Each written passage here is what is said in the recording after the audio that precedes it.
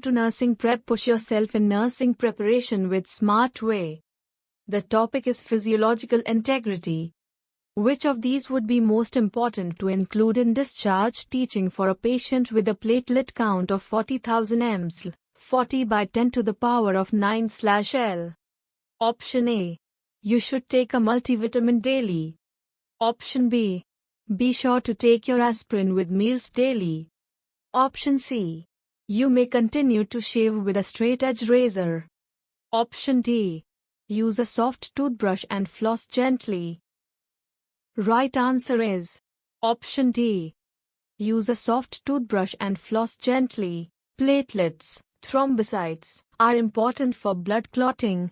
The normal range for platelets is 150,000 to 4 lakh ml, 150 to 400 by 10 to the power of 9/L. This patient has thrombocytopenia and should be on bleeding precautions. Using a soft toothbrush and flossing gently can prevent the gum tissue from bleeding. An electric razor should be used for shaving to avoid cuts. Aspirin can interfere with clotting and should be discontinued. Multivitamins have no impact on platelet production. A nurse is monitoring a 4-year-old child for signs of increased intracranial pressure after a fall from a bicycle, resulting in head trauma. Which of the following signs or symptoms should be reported immediately? Option A. Repeated vomiting. Option B. Falling asleep at 10 p.m. Option C. Inability to identify short words. Option D. Bulging anterior fontanelle. Right answer is Option A.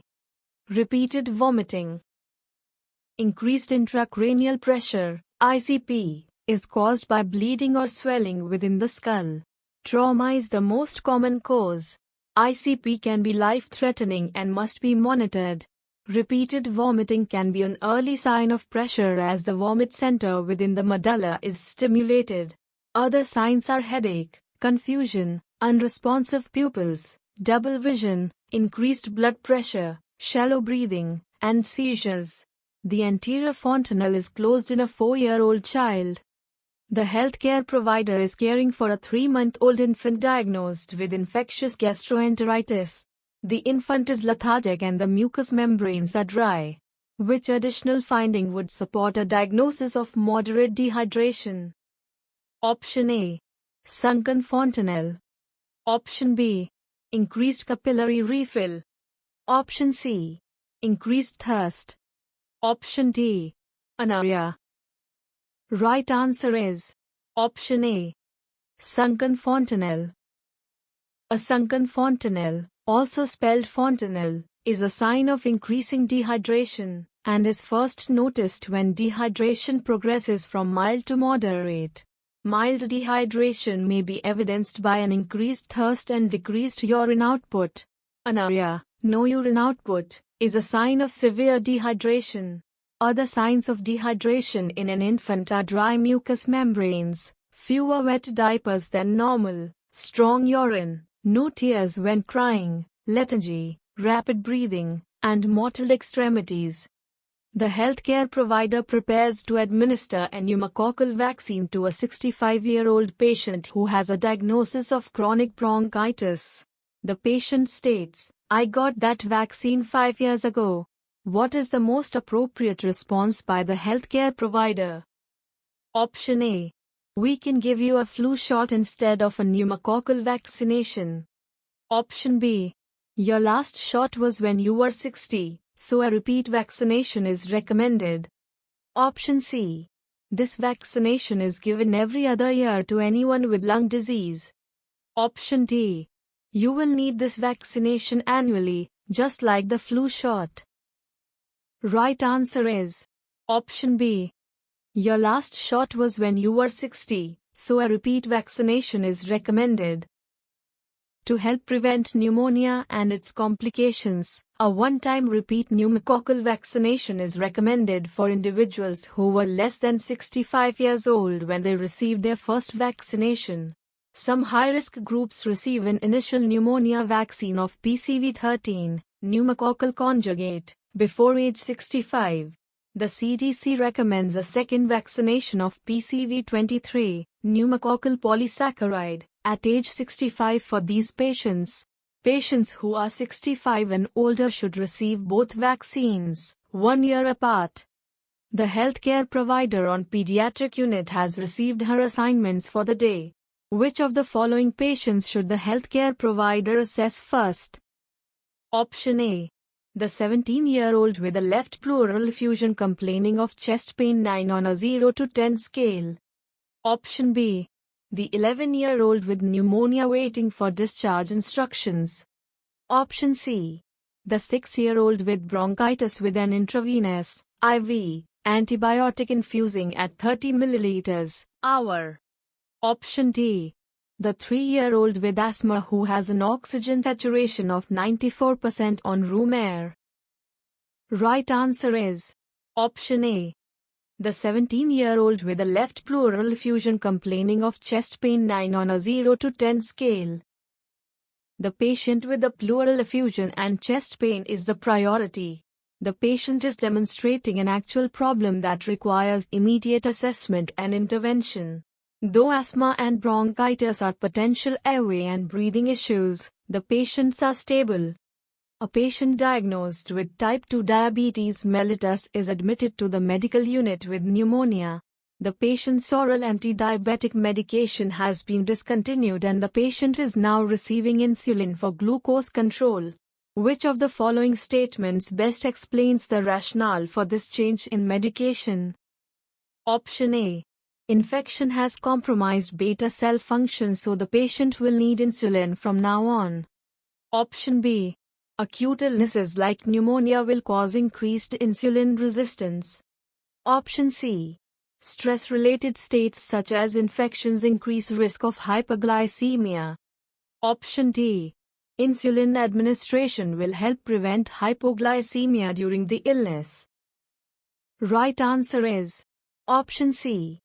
Stress-related states such as infections increase risk of hyperglycemia. Infection causes a stress response in the body by increasing hormones glucocorticoids and epinephrine, which suppress the natural immune response. These stress hormones work against insulin and cause an increase in blood glucose levels. With high glucose levels, white cells are slowed and take more time to fight the infection. Type 2 diabetics may temporarily require insulin during acute illnesses and hospitalizations. When instructing a patient with Addison's disease about nutrition, which of the following diet modifications is not recommended? Option A. A diet with adequate caloric intake. Option B. A high-protein diet. Option C. A diet high in grains. Option D. A restricted sodium diet. Right answer is Option D. A restricted sodium diet. A patient with Addison's disease, adrenal insufficiency, requires normal dietary sodium to prevent excess fluid loss and maintain electrolyte balance. Adequate caloric intake is recommended with a diet high in protein and complex carbohydrates, including grains. A 12-year-old male is admitted to the hospital several days after stepping on a sharp object that punctured his shoe and penetrated the bottom of his foot. Concerned about possible osteomyelitis, the doctor has ordered parenteral antibiotics. Which of the following actions is done immediately before the antibiotic is started? Option A. A blood culture lab test drawn. Option B. The first antibiotic dose is held until the parents are present. Option C. The admission orders are entered into the system. Option D. A complete blood count with differential is drawn. Right answer is Option A. A blood culture lab test drawn. Antibiotics must not be started until a blood culture test is drawn, as administering antibiotics may interfere with identifying the bacteria and the appropriate therapy. The blood count will reveal the presence of infection but does not help identify an organism or guide antibiotic treatment. Parental presence is important for the adjustment of the child, but not for the administration of medication. Which lab value alteration is likely a result of corticosteroid treatment in a type 1 diabetic patient diagnosed with pneumonitis? Option A. Sodium 138 MEq, L, 138 millimoles, L. Option B. Albumin 3.5 grams, DL, 5.07 micromoles, L. Option C. Glucose 200 milligrams, DL, 11.1 mol/L. Option D. Potassium 5.1 MEq, L, 5.1 millimoles, L. Right answer is Option C. Glucose 200 milligrams, DL, 11.1 mol/L. Type 1 diabetes is characterized by hyperglycemia secondary the body's inability to create insulin. Corticosteroids cause a rise in blood sugar even in a non-diabetic patient by increasing insulin resistance and triggering the liver to release additional glucose. Changes in sodium, albumin and potassium would not be expected findings in this scenario. Which lab value alteration is likely a result of corticosteroid treatment in a type 1 diabetic patient diagnosed with pneumonitis? Option A.